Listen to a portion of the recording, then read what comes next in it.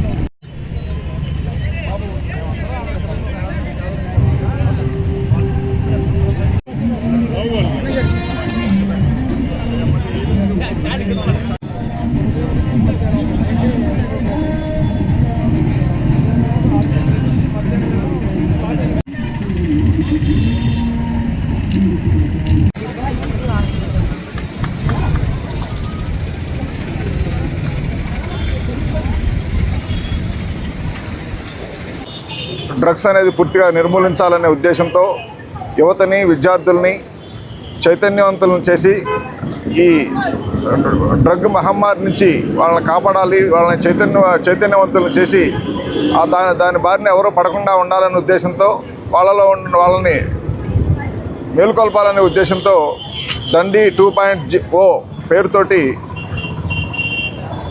విజయ్ కలాం నాయకత్వంలో ఒక టీం ఇక్కడి నుంచి తిరుపతి నుంచి బయలుదేరి విశాఖపట్నానికి 17 రోజుల పాటు ఈ ఎండాకాలంలో సైకిల్ యాత్ర చేసుకుంటూ ఈ మధ్యలో కలిసేటువంటి అన్ని జిల్లాలలో, ప్రధానమైన నగరాల్లో, పట్టణాల్లో విద్యార్థుల్ని, యువతని కలిసి వాళ్ళందరినీ చైతన్యం చేయటం, వాళ్ళల్లో అవేర్నెస్ క్రియేట్ చేయటం, దీనివల్ల జరిగేటువంటి నష్టాలు, దానివల్ల జీవితాలు ఎలా కోల్పోతారు, ఎన్ని కుటుంబాలు నాశనం అవుతాయి, దానివల్ల ఎన్ని రకాల నేరాలు పెరుగుతాయి, ఇలాంటి వాటిని చైతన్యం చేయటం కోసం, వాళ్ళలో అవగాహన కల్పించడం కోసం, దానివల్ల అలా చేయటం వల్ల విద్యార్థి, యువత ఎక్కువ మంది రాష్ట్ర అభివృద్ధిలో పాల్పంచుకుంటారు.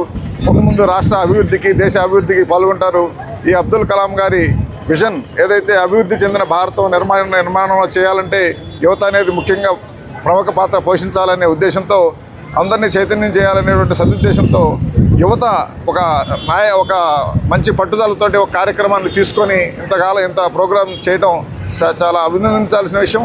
దాంట్లో భాగంగా తిరుపతిలో బయలుదేరినటువంటి ఈ దండి 2.0 యాత్ర ఈరోజు నాయుడుపేటకు వచ్చింది. నాయుడుపేటలో ఈరోజు డిగ్రీ కళాశాల విద్యార్థులతో కలిశారు. ఈ తర్వాత రేపు ఉదయం బయలుదేరి గూడూరు ఆదిశంకర కాలేజీలో ఉండే ఇంజనీరింగ్ విద్యార్థులతో రేపు ఉదయం ముఖాముఖి వాళ్ళతో ఇంటరాక్ట్ అవుతారు.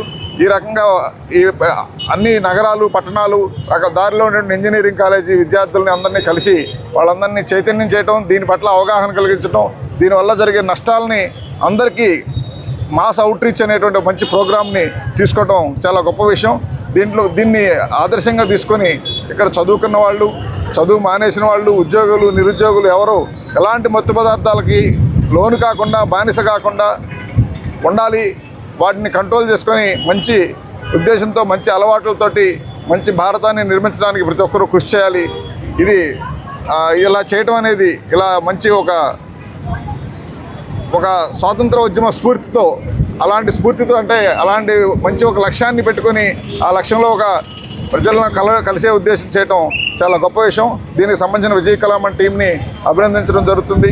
ఇది పోలీసులకు సంబంధించినటువంటి సబ్జెక్ట్.